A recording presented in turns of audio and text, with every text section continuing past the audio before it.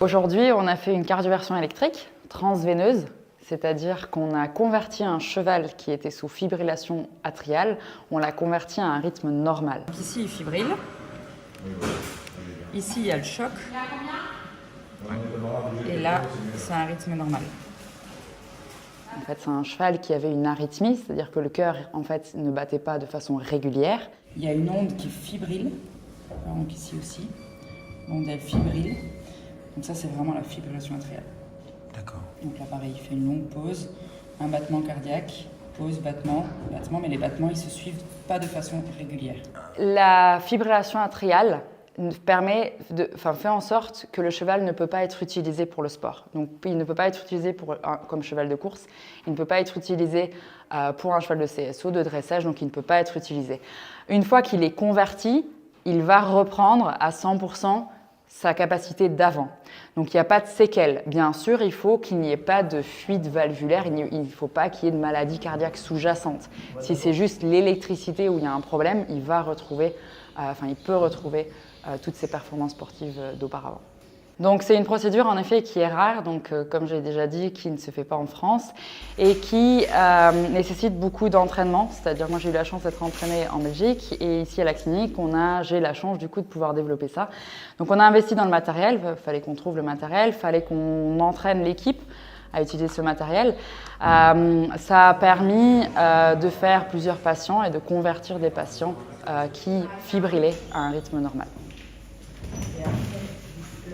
Donc chez le cheval debout, une fois qu'il est tondu, une fois qu'il est complètement lavé, on va poser 3 cathéters, 3 sheets, pour ensuite passer 3 sondes. Et ces 3 sondes-là, qui sont très longs, ils vont aller jusqu'à dans le cœur et on va les placer à un endroit spécifique. Donc c'est ça un peu qui est la technicité de la procédure, c'est qu'il faut mettre vraiment ces cathéters à un endroit spécifique pour en sorte que tout le cœur soit englobé au moment où on délivre le choc électrique. C'est quoi comme complexe? C'est des complexes normaux là ou pas? Là, c'est les complexes normaux. Là, si. Là, ouais, c'est bon.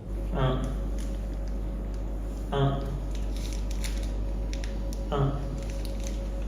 Encore un. Top. Tu vois ce qu'il fait? T'es contre quelque chose. Donc je pense que t'étais pas mal. Je pense que tu peux reculer de 1.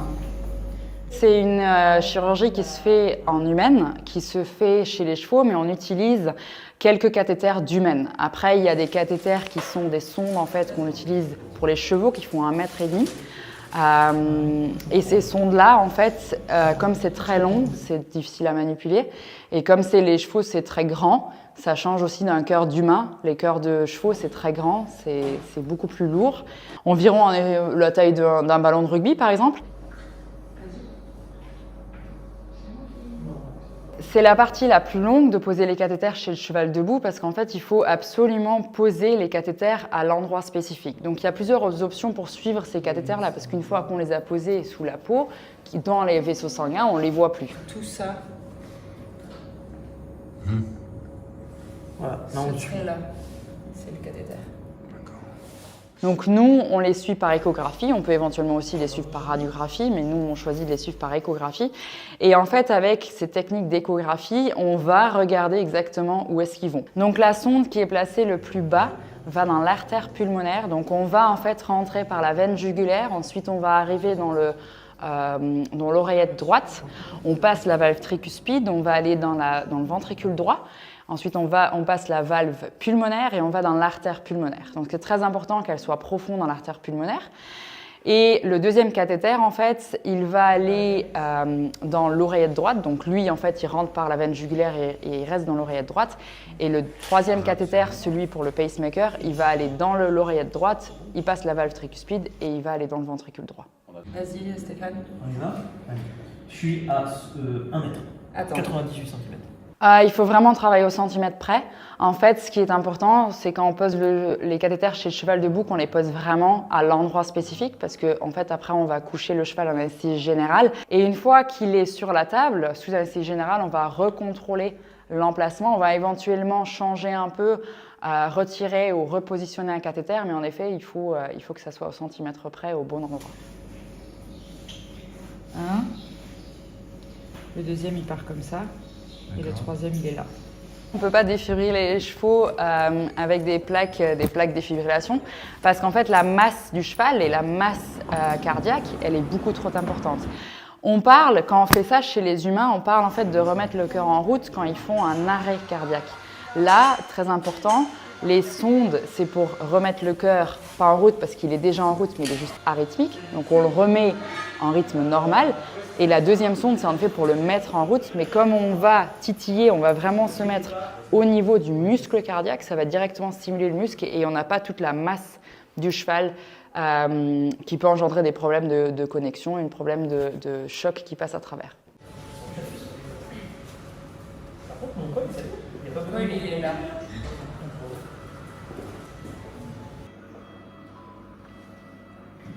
Ok, on contrôle le pacing et on retire le R1. Donc c'est celui-là. Une fois qu'il est sous anesthésie générale, on recontrôle la position des cathéters et on branche le défibrillateur. Avant de défibriller, on va quand même contrôler que notre pacemaker marche. Donc on va stimuler le cœur nous-mêmes. On va demander à notre pacemaker, est-ce que pacemaker, tu peux mettre le rythme cardiaque à 60 battements par minute. Donc ça, c'est ce qu'on fait pour être 100% sûr que s'il y a quelque chose qui se passe, au moins notre cathéter fonctionne et la procédure de sécurité fonctionne. Ensuite, une fois que tout ça est bon, on branche le défibrillateur et on demande à tout le monde de ne pas toucher la table, de ne pas toucher rien qui est autour du cheval parce que ça peut être très dangereux, parce qu'on envoie en fait un choc électrique. Et par la suite, on choisit le nombre de joules qu'on veut donner. Donc on commence à 150 joules et on peut augmenter par 150 joules jusqu'à 360 si le cheval ne se convertit pas. Personne touche la table. Le cheval il dort. Personne touche quelque chose qui touche la table.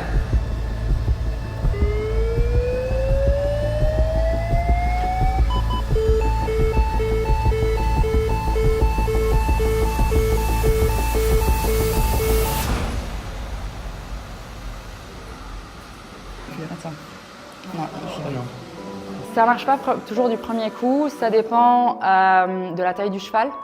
Ça peut aussi dépendre de la durée avec laquelle le cheval fibrilait déjà. Donc aujourd'hui, notre patient, il fibrilait déjà depuis cet été, donc depuis 6 mois.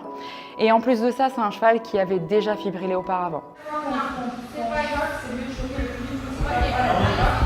Plus personne bouge, plus personne touche rien.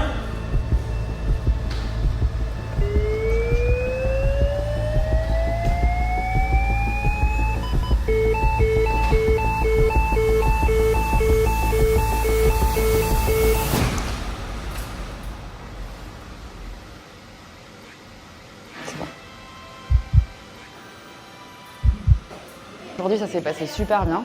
Le cheval, le premier coup, donc à 150 joules, il ne s'est pas converti. Après, c'est un très grand cheval. Le cheval faisait soit 640 kg avec un très grand cœur. Donc on est allé jusqu'à 200 joules pour le défibriller et il est parti en rythme sinusal, donc en rythme normal à 200 joules. Comme à la NASA. 10 minutes. Ici, il fibrille. Ici, il y a le choc. Et là, c'est un rythme normal.